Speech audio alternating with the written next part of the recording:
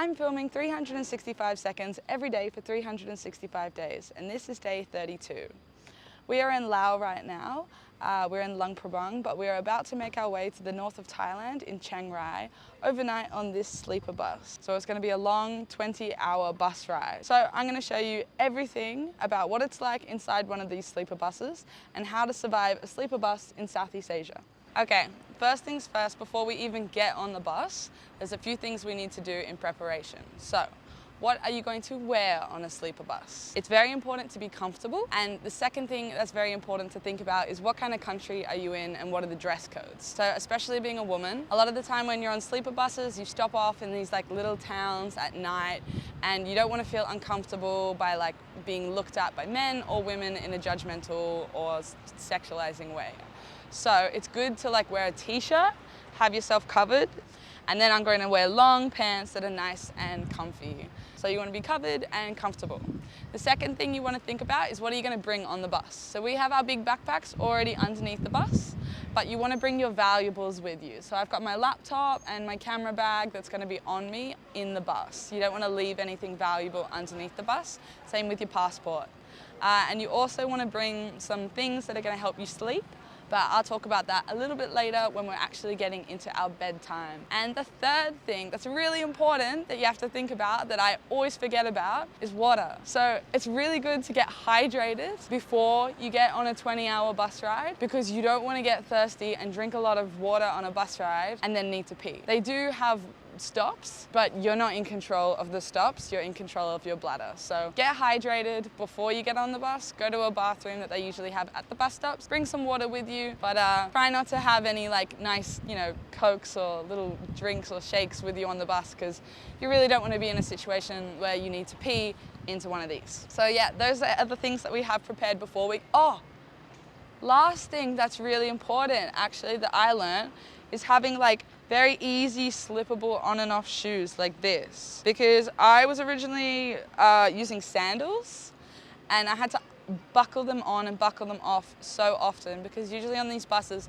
they want you to take your shoes off and put them in a plastic bag so that you're not wearing any shoes on the floor of the bus. So if you can have like thongs or sandals or something that are just easy slip on and off, that will make your life a lot easier. So yeah, now that we're prepared, we're gonna get on the bus and then we're gonna talk about what are you gonna do for 20 hours and how are you gonna keep yourself entertained. So as you can see, these seats are like super squishy. I've been on a few sleeper buses before and most of them at least have like a curtain, but these ones don't even have a curtain. So I'm gonna try and fashion something with my sarong. It's pretty high price real estate in your bed. So right now,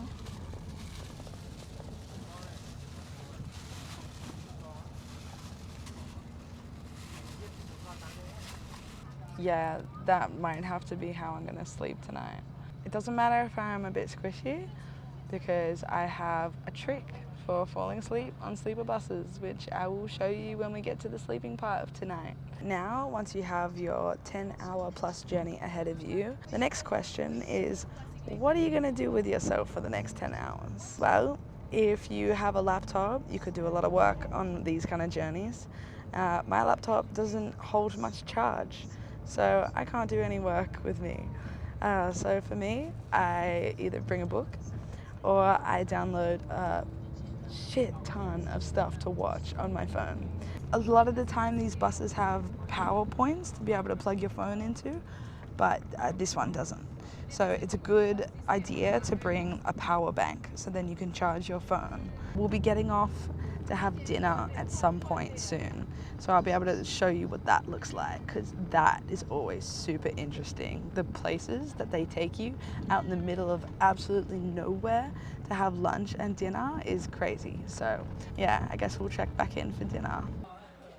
So we've got some rice here and we've got some pork and some vegetables. It's really yummy and it only cost us 40,000 kit, $2.50 Australian, $1.75 US. Okay, now that we're back on the bus, the next thing we're gonna do is watch a little bit more TV and go to bed. So I'm gonna show you what I use on one of these sleeper buses to help me go to sleep.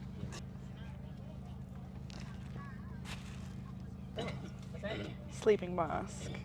Especially a bus like this where you don't have curtains, very important.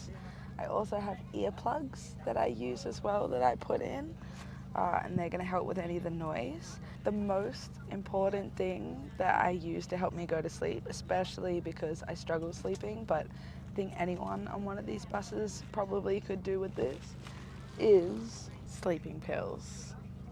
Honestly, I would not be able to sleep on these buses without sleeping pills. Eye mask, sleeping pills, and earplugs. Now we're just gonna watch some more TV, and then the lights for the bus will all shut down and everybody will go to sleep, and we'll be waking up near the border. So if you want to see the review of how well we slept, that'll be in the video for tomorrow in day 33. I think this is day 32, so day 33 of 365. So yeah, bedtime now.